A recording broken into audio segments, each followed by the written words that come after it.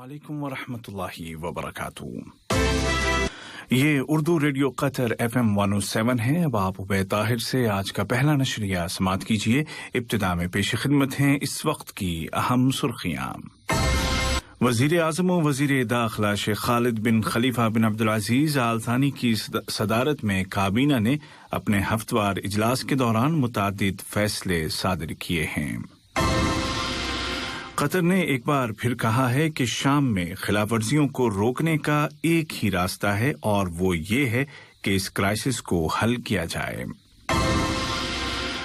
और कतर की वजारत सेहत ने हेल्थ क्वारंटीन और कोविड-19 के टेस्ट के मुतालिक प्रोटोकॉल को अपडेट करने का ऐलान किया है। और अब पेश खिदमत है उर्दू रेडियो कतर FM 107 से आज का पहला मुफस्सल नशरिया।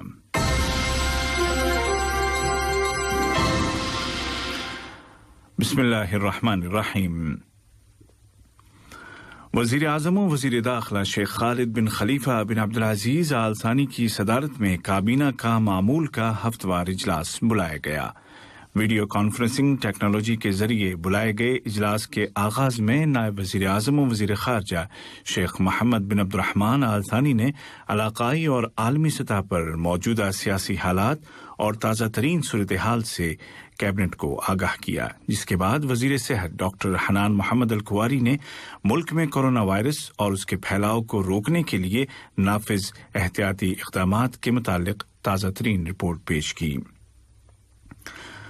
काबीना ने फैसला किया कि इस वबा पर कंट्रोल के लिए मुल्क में नाफिज एहतियाती तदाबीर और इक़दामात को जारी रखा जाएगा। बाद अज़ां काबीना ने मुताद्दिद अहम फैसले सादिर किए, जिनमें तिजारती और सनती दुकानों और स्ट्रीट वेंडर्स के मुतालिक कानून की बाज़ शिकों में तरमीम के लिए नया मुसवदा कानून जारी करने के लिए ज़रूरी कार्रवाई की मंजूरी दी गई। इसी तरह कतर और कुवैत के माबैन रिफाही और इंसानी कामों के हवाले से मुफाहमत की याददाश्त की तौसीक़ की गई। काबीना ने कतर और मराकश के दरमियान सैटेलाइट नेटवर्किंग और कतर और बांग्लादेश के दरमियान कल्चरल फील्ड में ताउन के मुतालिक MOUs की मंजूरी भी दी है। नायब वज़ीर आज़म व वज़ीर ख़ारजा शेख मोहम्मद बिन अब्दुर्रहमान आल थानी को मराकश के वज़ीर ख़ारजा जनाब नासिर बोरेता की जानिब से एक वीडियो कॉल मौसूल हुई है, जिसके दौरान दोनों मुल्कों के आपसी ताल्लुकात और उनको बिलखुसूस सिफारतकारी के शोबे में मुस्तहकम करने के ज़राए पर तबादला ख्याल किया गया। गुफ्तगू के दौरान मुश्तरका सुप्रीम कमेटी के दोहा में 8वें इजलास के मुतालिक कोशिशों और ताज़ा तरीन इलाक़ाई सूरत हाल का भी जायजा लिया गया।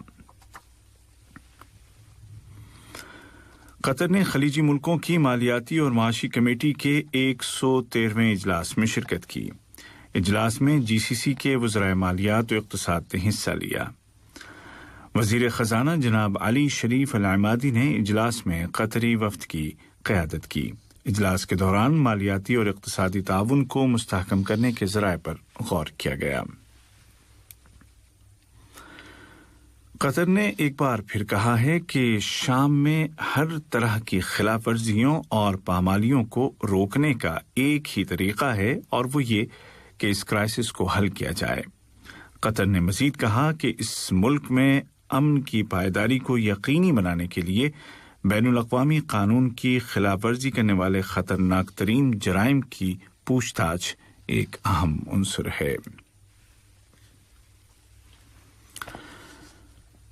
वज़ारत सेहत ने ऐलान किया है कि कल मुल्क में कोरोना के 819 नए केसेस सामने आए, जबकि मजीद 757 कन्फर्म्ड पेशेंट सेहतयाब हो गए और इस तरह इस बीमारी से कतर में अब तक शिफा पाने वालों की कुल तादाद बढ़कर 1,76,188 हो गई है।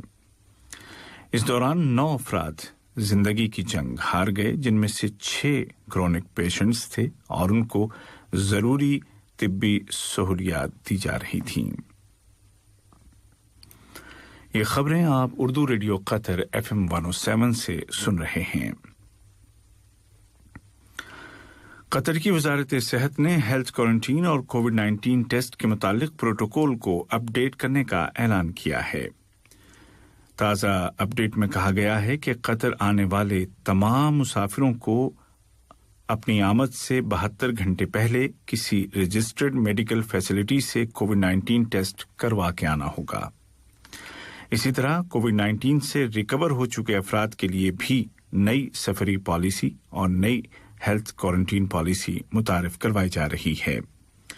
اس پروٹوکول پر اتوار 25 اپریل سے عمل درآمد شروع کیا جائے گا۔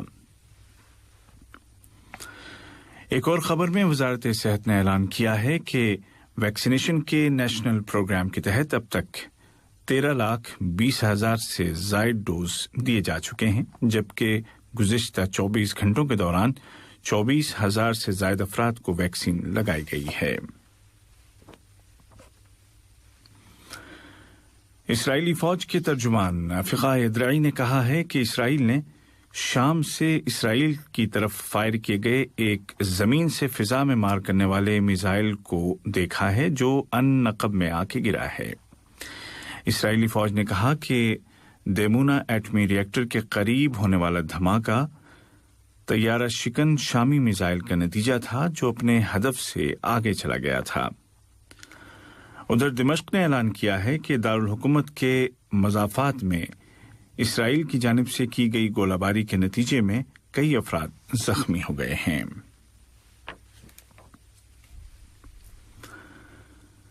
ایران ایٹمی معاہدے کے متعلق ویانا میں ہونے والے مذاکرات میں شامل فریقوں نے اعلان کیا ہے کہ اجلاس کو اب ایک ہفتے کے لیے ملتوی کر دیا گیا ہے تاکہ تمام وفد اپنے اپنے ملک کی قیادتوں کے ساتھ کوارڈینیشن کر سکے۔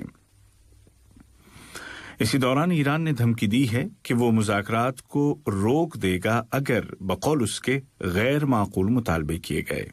حالانکہ ایران کے اعلیٰ مذاکرات کار عباس عراقچی نے کہا ہے کہ مشکلات کے باوجود مذاکرات آگے بڑھ رہے ہیں۔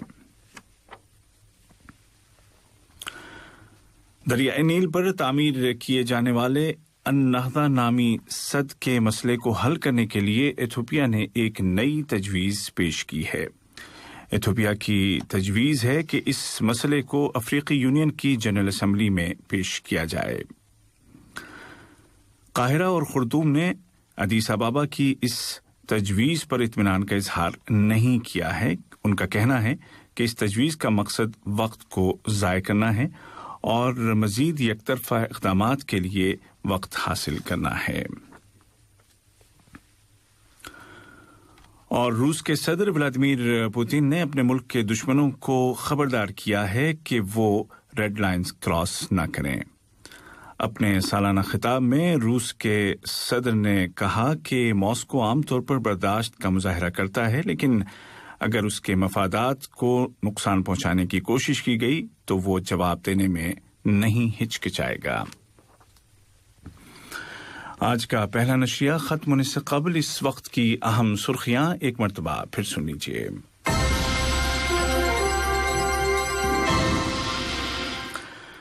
وزیر اعظم و وزیر داخلہ شیخ خالد بن خلیفہ بن عبدالعزیز آل ثانی کی صدارت میں کابینہ نے اپنے ہفتہ وار اجلاس کے دوران متعدد فیصلے صادر کیے ہیں۔